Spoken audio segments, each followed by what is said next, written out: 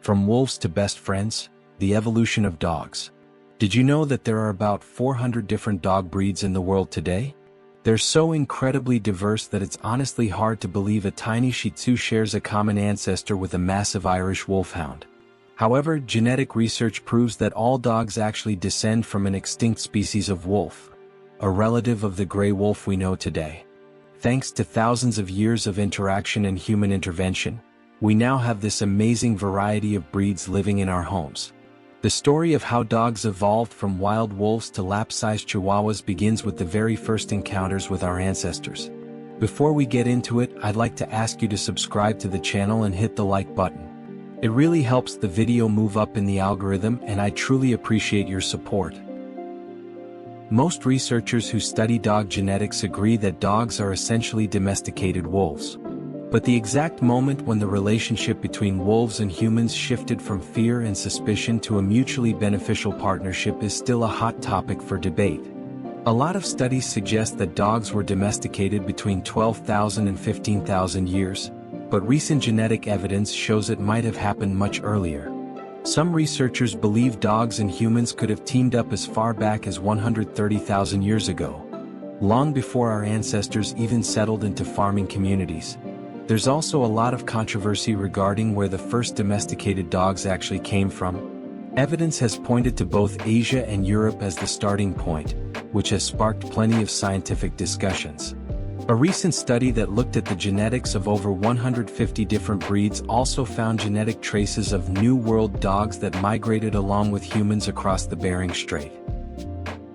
Selective breeding has been going on for thousands of years with many species, not just dogs. For our canine friends, the focus was first on specific behavioral traits rather than what they looked like. However, exactly where and when certain types of dogs emerged is still a bit of a mystery. For example, while studying different herding breeds, researchers found something pretty unexpected. When they compared the genetics of several well-known herding dogs, they discovered that one group came from the UK, another from Northern Europe, and a third from Southern Europe.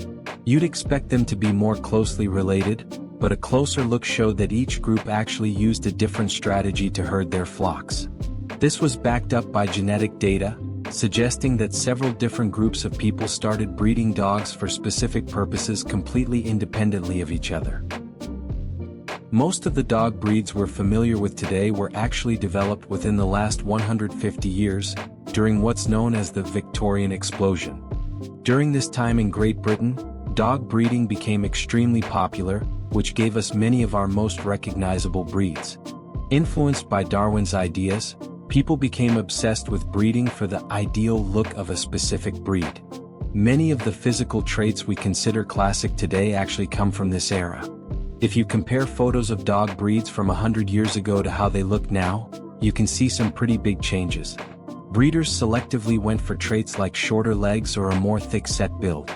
Even German Shepherds were much leaner at the beginning of the last century. This focus on breeding for looks continued throughout the 20th century.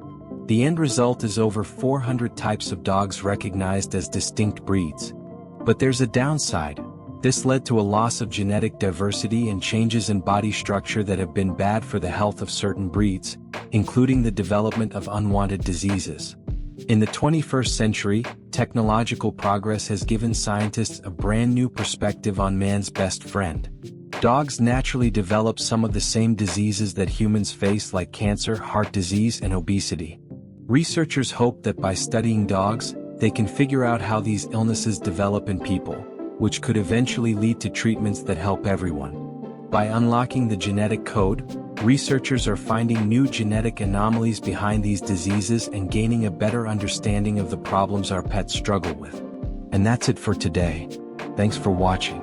If you enjoyed the video, make sure to subscribe to the channel and have a great day.